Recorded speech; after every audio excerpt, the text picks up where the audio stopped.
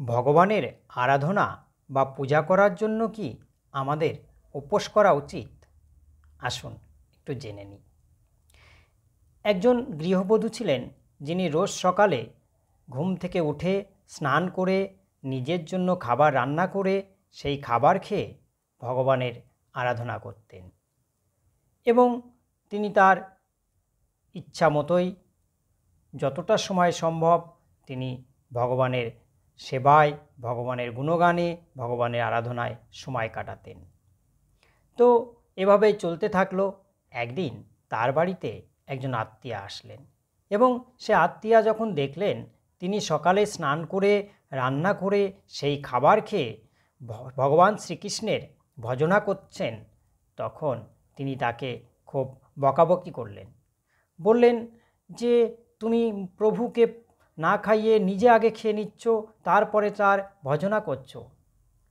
তো যাই হোক, সেই আত্মীয়া চলে যাওয়ার পর সেই গৃহবধূ পরদিন থেকে উপোস করেই ভগবান শ্রীকৃষ্ণের ভজনা করা শুরু করলেন।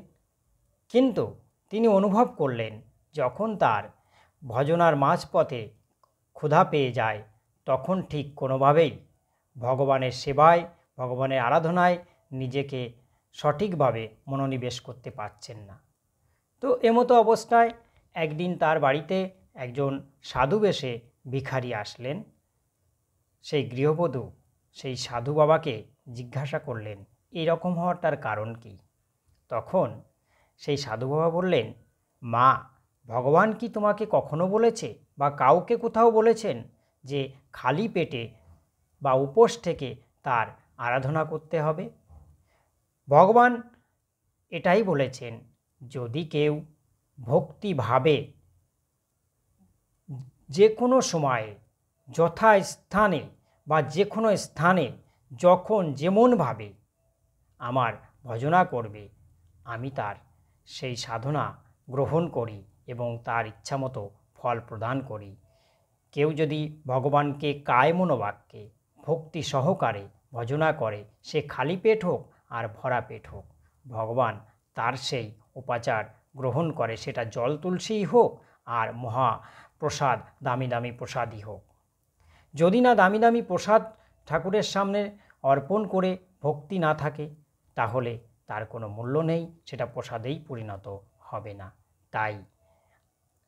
তাছাড়া যদি আমরা উপোস থাকি তাহলে আমাদের ক্ষুধা আমাদের চিত্তকে বিচলিত করবে, ভগবান চিন্তায় সঠিকভাবে মনোনিবেশ করতে পারবো না।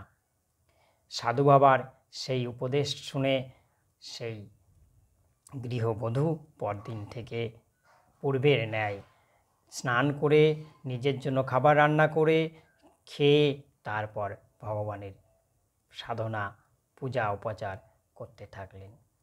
তাহলে আমাদের কি উপোস করা উচিত না অনুচিত, সেটা আপনারাই বিচার করুন। ধন্যবাদ। হরে কৃষ্ণ। ঈশ্বরের আশীর্বাদ সকলের উপরে বর্ষিত হোক।